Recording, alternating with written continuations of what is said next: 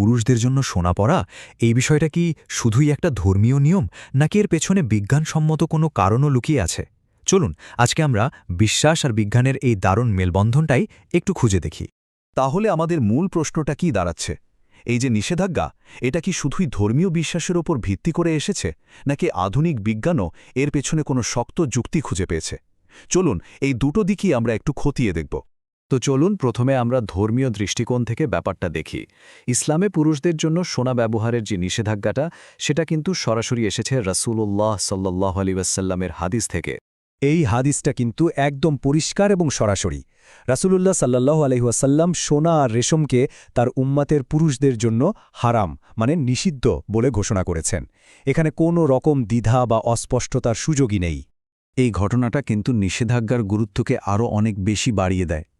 একবার ভাবুন, রাসূলুল্লাহ সাল্লাল্লাহু আলাইহি ওয়াসাল্লাম একটা সোনার আংটিকে তুলনা করছেন আগুনের জ্বলন্ত কয়লার সাথে। আর ওই সাহাবীর বিশ্বাসটা একবার দেখুন।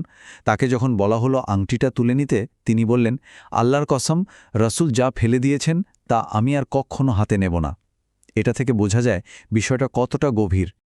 আচ্ছা, ধর্মীয় ভিত্তিটা তো আমরা দেখলাম, তাই না? এবার চলুন একটু বিজ্ঞানের দিকে তাকাই। আধুনিক বিজ্ঞান কি এই ব্যাপারে কিছু বলে? কোনো ব্যাখ্যা কি পাওয়া যায়? বিজ্ঞানের ব্যাখ্যাটা শুরু হয় একটা জিনিস দিয়ে, যার নাম গোল্ড আয়ন। সহজ করে বললে এগুলো হলো সোনার এতটাই সূক্ষ্ম কণা যা আমাদের চামড়ার ভেতর দিয়ে ঢুকে সরাসরি রক্তে মিশে যেতে পারে। আর ঠিক এরপর থেকেই শরীরে এর প্রভাব শুরু হতে থাকে।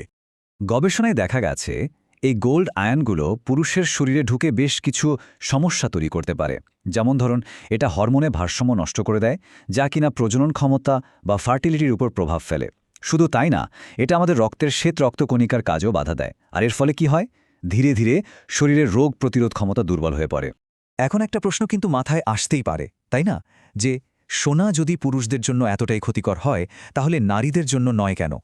এর উত্তরটা কিন্তু লুকিয়ে আছে নারী আর পুরুষের শারীরিক গঠনের পার্থক্যের মধ্যেই। ব্যাপারটা হলো, নারী আর পুরুষের শরীর কিন্তু একদম ভিন্নভাবে কাজ করে। পুরুষদের শরীরে সোনার এই অতি সূক্ষ্ম কণাগুলো ফিল্টার করার বা ছেঁকে ফেলার কোনো প্রাকৃতিক ব্যবস্থা নেই। ফলে এগুলো লিভার বা কিডনিতে গিয়ে জমতে পারে। অন্যদিকে নারীদের শরীরে ইস্ট্রোজেন হরমোন আর তাদের যে মাসিক চক্র, সেটা একটা প্রাকৃতিক সুরক্ষা ব্যবস্থার মতো কাজ করে। এই প্রক্রিয়ার মাধ্যমে ক্ষতিকর কণাগুলো শরীর থেকে বেরিয়ে যাওয়ার সুযোগ পায়। তাহলে এতক্ষণের যে আলোচনা, সেখান থেকে আমরা কি বুঝলাম? আমরা দেখলাম যে একদিকে ধর্মীয় নির্দেশনা আর অন্যদিকে বৈজ্ঞানিক গবেষণা, এই দুটো পথ যেন একই সত্যের দিকে ইশারা করছে। তো সারসংক্ষেপ করলে এটাই দাঁড়ায়, একদিকে আছে স্পষ্ট হাদিস যা পুরুষদের জন্য সোনা পরাকে নিষিদ্ধ করেছে, আর অন্যদিকে আধুনিক বিজ্ঞানও কিন্তু সে কথাই বলছে। গবেষণা দেখাচ্ছে সোনার কণা পুরুষের হরমোন আর শরীরের রোগ প্রতিরোধ ব্যবস্থার জন্য আসলেই ক্ষতিকর হতে পারে।